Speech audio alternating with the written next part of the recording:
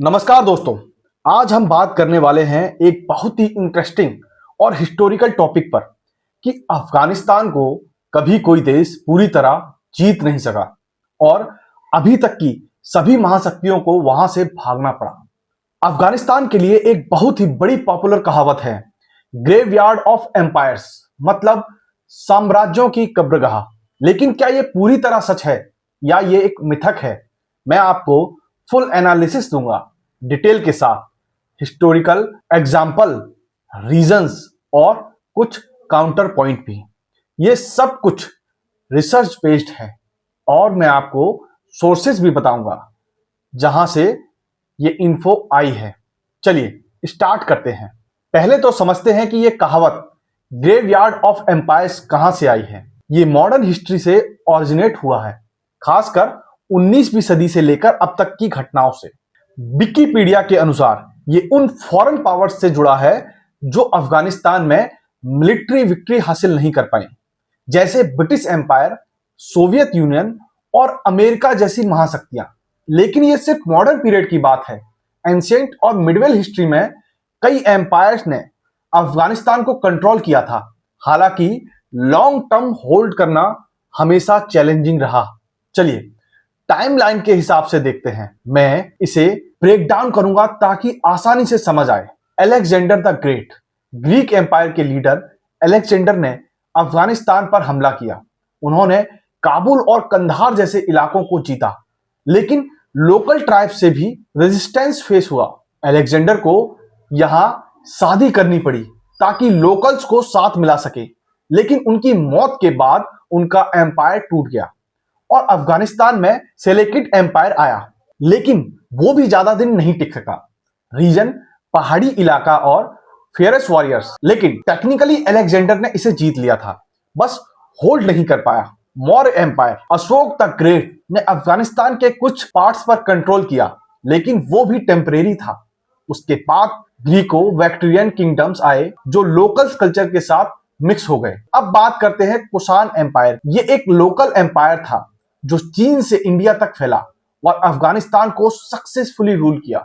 मतलब local powers ने तो किया, लेकिन फॉरेन इन्वेंडर को प्रॉब्लम हुई। यहां से ये तो क्लियर हो जाता है कि एंशिएंट टाइम में कई बार कंट्रोल हुआ, लेकिन लॉन्ग टर्म स्टेबिलिटी नहीं मिल सकी। द डिप्लोमेट के आर्टिकल्स में कहा गया कि अफगानिस्तान गवर्न करना बहुत डिफिकल्ट है क्योंकि यहां ट्राइब सोसाइटी है, सेंट्रल अथॉरिटी कमजोर और ज्योग्राफी गोरिल्ला वॉरफेयर के लिए परफेक्ट है। मंगोल एम्पायर, जंगेज खान ने अफगानिस्तान पर हमला किया। उन्होंने हेरात और बाल्ख जैसे शहरों को डिस्ट्रॉय किया, लाखों लोगों को मारा। मंगोल्स ने जीत तो ली, लेकिन भारी लॉसेस हुए और लोकल रेजिस्टेंस की वजह से वो भी पूरा कंट्रोल नहीं रख पाए। तैमूर साम्राज्य, तैमूर लंग ने अफगानिस्तान को कंट्रोल किया और उसका एम्पायर यहां से चला, लेकिन उसके बाद भी ये एरिया अस्थिर रहा। अब आते हैं मुगल एम्पायर पर। बाबर ने काबुल से इंडिया पर हमला किया और मुगलों ने अफगानिस्तान के पार्ट्स को रूल किया, लेकिन शताब्दी में लोकल अफगान ट्राइब ने इंडिपेंडेंटली। हिस्ट्री ब्लॉक के मुताबिक कोई एम्पायर अफगानिस्तान की वजह से नहीं गिरा, कई ने तो सक्सेसफुली कंट्रोल भी किया। यहां पर मिथक थोड़ा ब्रेक होता है। कई एम्पायर्स ने जीता और रूल किया, लेकिन अफगानिस्तान की जियो स्ट्रेटेजिक लोकेशन की वजह से हमेशा कन्फ्लिक्ट रहा। पॉलिसी ऑप्शंस के आर्टिकल्स में कहा गया कि great game British versus Russian influence की वजह से अफगानिस्तान हमेशा बैटल ग्राउंड रहा, लेकिन रिट्रीट के दौरान लगभग पूरी आर्मी मारी गई। कहा जाता है 16,000 में से सिर्फ एक ही सरवाइव कर सका। सेकेंड वॉर में जीत मिली, लेकिन थर्ड में अफगानिस्तान इंडिपेंडेंट हो गया। ब्रिटिश को भागना पड़ा क्योंकि लोकल ट्राइब्स ने गोरिल्ला टेक्टिक यूज की और सप्लाई लाइंस काट दी। चलिए अब आगे बढ़ते हैं सोवियत यूनियन की तरफ। सोवियत ने कम्युनिस्ट गवर्नमेंट को सपोर्ट करने के लिए इन्वेंट किया। 10 साल लड़ाई चली, 15,000 सोवियत सोल्जर मारे गए, मिलियंस अफगान रिफ्यूजी बने। अफगान फाइटर, जिन्हें मुजाहिदीन बोला जाता है, इनको यूएस, पाकिस्तान, सऊदी ने मदद की। आखिर में सोवियत को अफगानिस्तान से विड्रॉ करना पड़ा और ये उनके एम्पायर के फॉल का एक रीजन माना जाता है। हूवर इंस्टीट्यूशन के आर्टिकल में कहा गया कि अफगानिस्तान फाइट करना टफ है, लेकिन ग्रेवयार्ड कहना ओवर सिंप्लीफिकेशन है। अब बात आती है यूएस और नाटो की। तो 9/11 के बाद अलकायदा और तालिबान के अगेंस्ट इन्वेजन किया गया। क्विकली तालिबान को हटाया, लेकिन 20 साल बाद 2021 में अमेरिका को भी विड्रॉ करना पड़ा।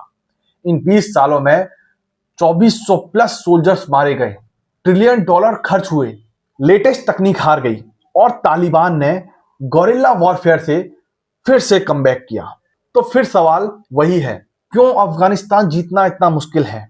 फुल एनालिसिस में रीजन इंपोर्टेंट है। यहाँ कुछ मेन पॉइंट जो आपको समझने में मदद करेंगे। सबसे पहले geographical challenge. 6,52,000 square feet kilometre area, जिसमें 80% माउंटेन्स, हिंदू कुश और पामीर माउंटेन्स गोरिल्ला फाइटर को हाइडिंग सपोर्ट देते थे।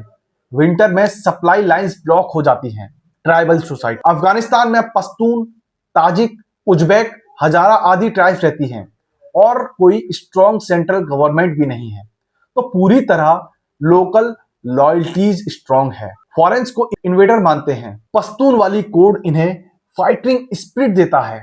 Gorilla warfare. अफगान हमेशा hit and run tactics use करते थे। ब्रिटिश, सोवियत यूज सब इससे हारे। External support. मुजाहिदीन को यूएस से हेल्प मिली सोवियत के अगेंस्ट, और तालिबान को पाकिस्तान ने पूरा सपोर्ट किया। यहां तक कि जब तालिबानी सत्ता में आए तो उनसे ज्यादा खुशियां पाकिस्तान में मनाई गई।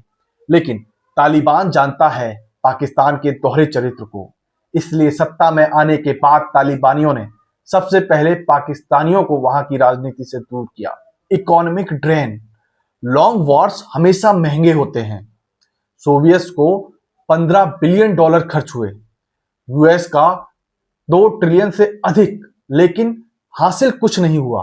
और यह भी एक कारण बना इन शक्तियों के यहां से निकलने का।